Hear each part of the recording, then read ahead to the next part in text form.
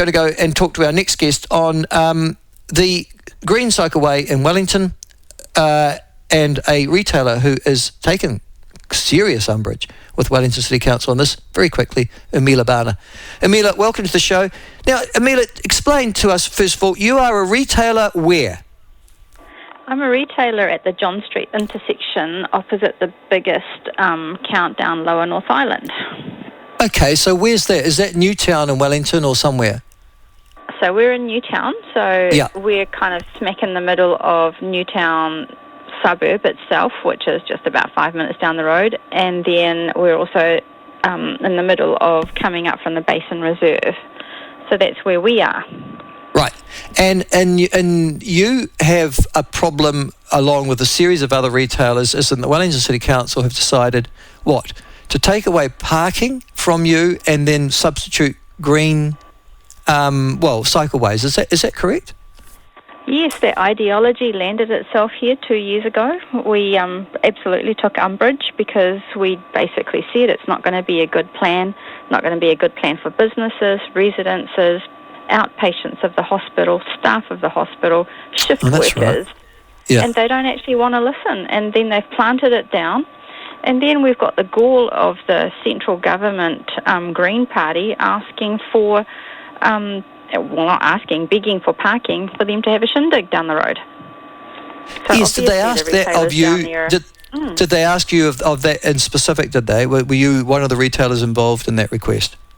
Luckily not, and I'm glad that Stack's Furniture and Repco took umbrage to it completely, because Stack's moved from this intersection further down the road to a more modern premises, but also so they could have use of parking, which they've got.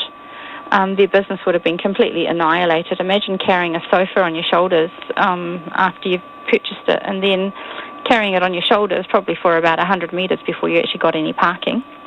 Right, so that's the practical consequence. So if I want to purchase something and I just want to stop there, quickly get it, load it in the car or van, get it out again, I can't. Is that what you're saying to me? No, absolutely. Convenience shopping in Newtown is back with the dodos, prehistoric.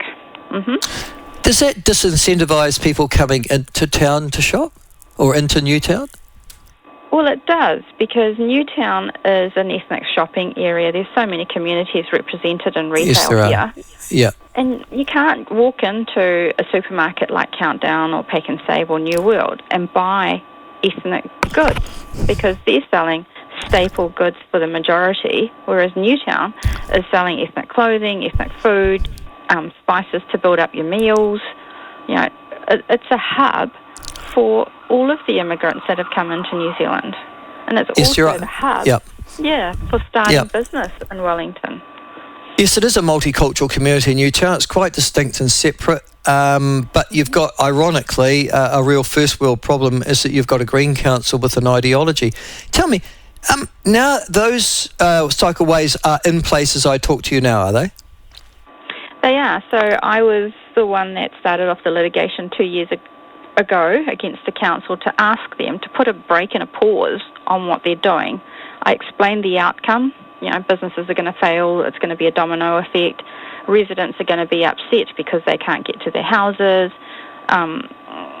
Shift workers won't be able to get to work.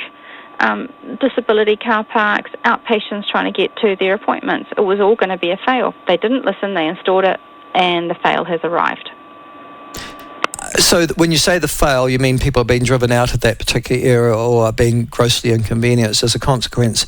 Can I ask, who do you contact to do with this? I mean, who do you identify as the culprit? Is this an elected governance people? I mean, these are councillors of the left, or are these staff members working within the Wellington City Council? Well, both, because the staff members working within the City Council, some of them are actually lobbyists that have been employed by the CE. And then we've got the left-leaning council who've decided, some of them, 3 of them I think it is, that we're not going to vote with our party ideology.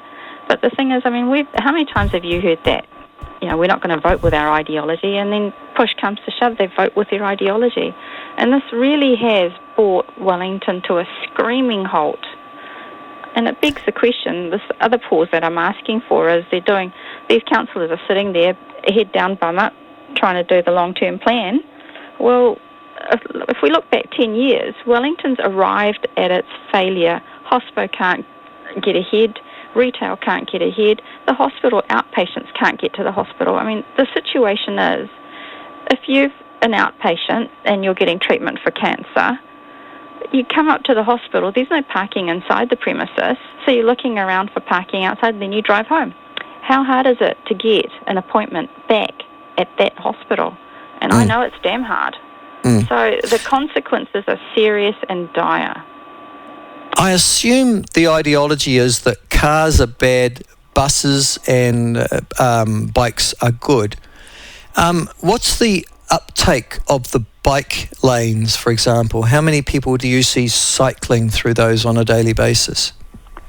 Look, in the morning, we open the store at 7:30 and there's like a big bunch of cyclists going into the city. They're not stopping at any of these retail outlets, they're going to work. Then there's this huge pause during the day of non-use of these cycleways, which could probably be used as parking off-peak to service these businesses, and then you get the next bulk of cyclists after they finish work and go home. But none of these people, like you've got in cars, will actually stop at these retail outlets. No, of course they won't. No. That's right. Yeah. Who would want your takeaways and walking 10 minutes to get here? They'd be cold by the time you get home. So, I mean, like, the situation is obvious, and then you've got the hypocrites of the central government people moving in down the road and asking and begging for car parks. Well, come on, do your ideology. Walk, catch a bus, if there's one available, or ride your bike.